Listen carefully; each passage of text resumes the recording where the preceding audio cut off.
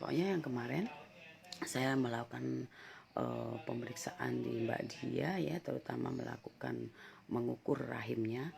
Posisi rahim Mbak Dia itu tipe retrofleksi. Retrofleksi itu artinya rahimnya itu fundusnya condong jatuh ke belakang. Antefleksi, retrofleksi, ante itu di depan. Dan itu sedikit agak sulit ya. Dan waktu itu kalau misalkan kita nggak menggunakan relaksasi, mungkin saya mengukurnya pasti mentok. Oh, nggak sesuai ukuran. Mungkin kurang dari 6 cm atau 5 cm. Ternyata kemarin begitu saya telatenin dengan hipnosis, rileks sekali ya. Otot-otot yang ada di rahim itu sangat rileks sehingga saya bisa mencapai fundusnya. Dan ukuran fundus Mbak Dia itu kemarin 8 plus 8 lebih sedikit lah. Itu Normal ya, sehingga IUD-nya bisa dipasang ya. Tetapi karena Mbak Dia kemarin itu ada sedikit trauma ya, saat proses kelahiran anak pertama. Dan ini memang kadangkala kita harus memperbaiki betul. Jadi begitu Mbak Dia ada kelonteng, ada sentuhan kayak dengan alat medis atau alat kesehatan ya, itu terasa banget ingat masa lalu. Ya betul apa enggak? Nah waktu ini ya, padahal waktu dipasang spekulum Mbak Dia aman sekali, rileks sekali. Begitu saya sentuh rahim itu, seolah-olah rahim ini menolak, sehingga langsung melakukan reaksi atau merespon ke pikiran Mbak Dia. Nah terus tapi alhamdulillah bisa mengurangi, bisa meminimalisir, yang artinya ketakutan di skala 10 mungkin sampai ada di skala 4 atau di skala 5. Pinara Mbak, atau di skala 5. Nah, yang saya ingin tanyakan kemarin itu rasa cemasnya Mbak Dia itu di skala berapa? Awalnya sebelum saya pasang IUD. Sebelumnya ya Ada skala 10 kah? Atau ya rileksnya itu skala 10 lah, enggak merasa takut. Enggak, kalau misalkan skala 10 sangat takut. Oh, Kalau skala 5 ke bawah sudah mengurangi. Kalau skala 0 sampai dengan 1 itu rileks, agak-agak rileks sekali gitu ya. Itu di skala berapa? Waktu sebelum saya relaksasi, sebelum saya hipnosis. Ya, setengah 3 lah. Oh 3. Mulai nyaman kan? Nyaman, itu di skala 3 itu nyaman. Tapi kalau misalkan rasa kesakitan di skala 10? Enggak. Skala berapa? Skala 7 lah. 7 ya, 7. Kemudian di relax dengan hipnosis for anestesi for pemasangan KB IUD itu di skala 3. Nah, bisa nggak bercerita kemarin pengalaman Mbak Dia saat dipasang IUD ke Bu R? Pengalamannya gimana saat dipasang itu? Pengalaman saya ya sebetulnya itu tadi waktu dirileks sama Bu R, rasa sejuk, waktu pemasangan IUD itu tadi kayak trauma itu muncul lagi, kan? Iya, terasa sakit enggak gitu. Enggak sebegitu besar. Terasa ceting. Iya, karena itu tadi. Posisinya rahim itu tadi kan. Betul, posisi rahim sampean itu sangat retro banget. Jadi jatuh ke belakang. Jadi kita kan harus mencapai fundus supaya IUD-nya tidak terjadi ekspulsi atau keluar. Kalau seperti itu tadi sudah saya periksa, sudah bagus semuanya. Jadi mengurangi ya, paling tidak nggak sampai kesakitan, sedikit nyeri sedikit. Dan waktu dipasang spekulum rasa sakit nggak sama sekali. Padahal itu yang sering ditakutin para ibu-ibu, cocor bebek. Nggak sakit. Iya, soalnya pikiran sampean itu memorinya terbuka kembali. Karena dengan itu tadi mungkin sampean ditakut-takutin dengan yang sampean temuin waktu itu. Kalau kelahiran sampean itu susah, bayi besar, otomatis itu kan bayi itu di dalam rahim, sehingga rahim itu juga harus benar-benar rileks. Nanti suatu saat trauma itu harus diselesaikan, khusus untuk menyelesaikan traumatik saat sampean proses kelahiran. Insya Allah dengan seperti itu nanti sampai kalau ada orang melahirkan nggak sampai memori ini terbuka kembali. Kalau sampai melihat orang melahirkan langsung sampai terhadap diri kita, searching langsung ini. Pikiran ini akan mengeluarkan hormon adrenalin karena rasa takut tadi. Gitu. Jadi kesimpulannya dipasang IUD nggak terasa sakit. Iya, terus kemudian nyaman sekali ya. Langsung dapat dapat mens. Iya. Insya Allah kalau dengan IUD ini akan berdampak positif terhadap tubuh kita.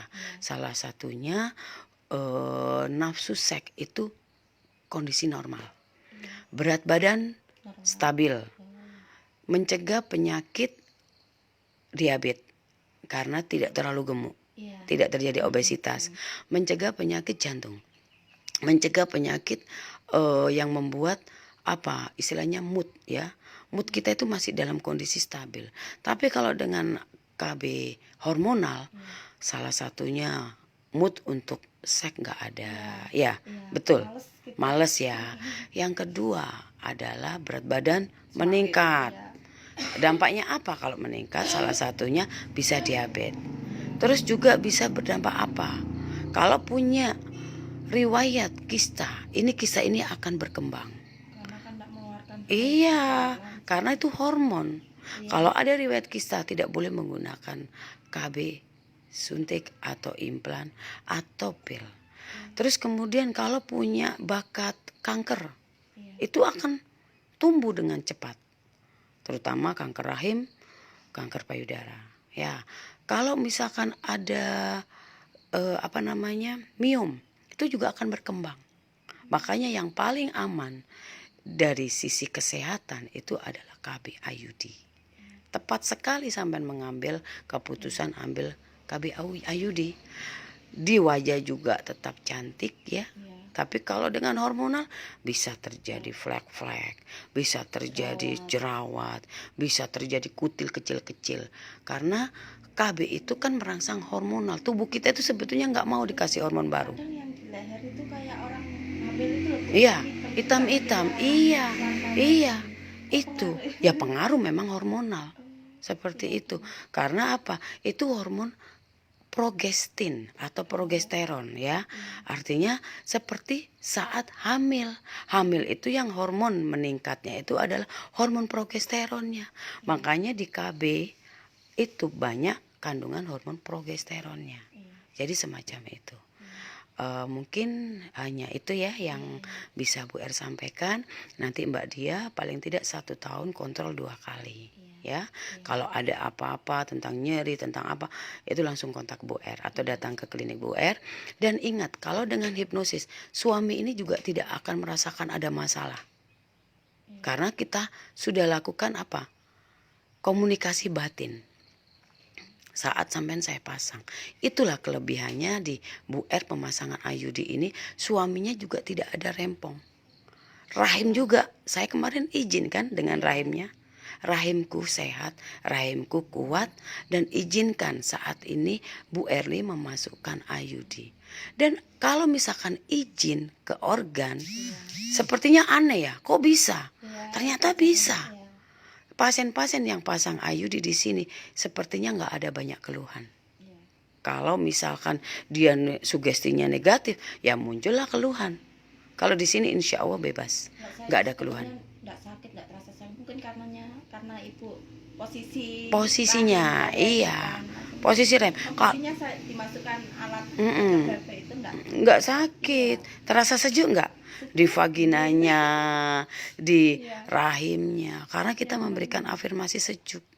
Jadi kalau misalkan, makanya di sini terus terang harga agak mahal karena ada hipnosisnya.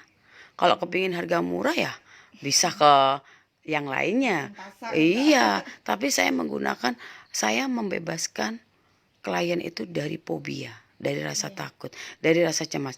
Karena kalau suatu saat dia sudah menyimpan rasa takut, rasa cemas yang sudah menumpuk ya, terus kemudian tidak dieksplor atau tidak dikeluarkan, ini nanti akan menumpuk, ada masalah baru, cemas, dimasukin lagi. ledakan itu menjadi penyakit gangguan mental, atau yang saat ini lagi lagi digalakkan adalah mencegah terjadinya gangguan jiwa.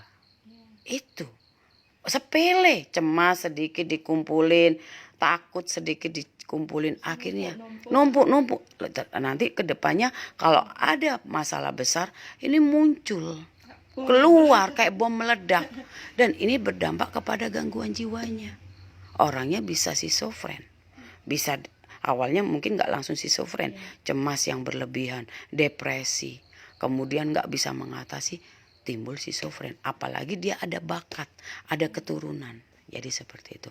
Makanya di sini Bu R, kliniknya Bu R ini berbasis psikologi. Kebetulan saya sih ngambil S2 psikologi ya. Jadi anak-anak yang di sini nggak ada ceritanya rewel. Rata-rata pada senyum, pada mau salim dengan Bu R. Pokoknya di sini tuh anak-anak itu pada nggak mau pulang. Ya, jadi seperti itu. Maka kita menekankan sentuhan psikologi baik pada bayi, baik pada anak, baik pada ibu hamil dan ibu dalam kondisi yang mau ber-KB gitu. Ada yang disampaikan mungkin? Udah ya, terima kasih ya Mbak Dia. Nanti kita bertemu kembali sesuai jadwal yang Bu R tentukan. Oke.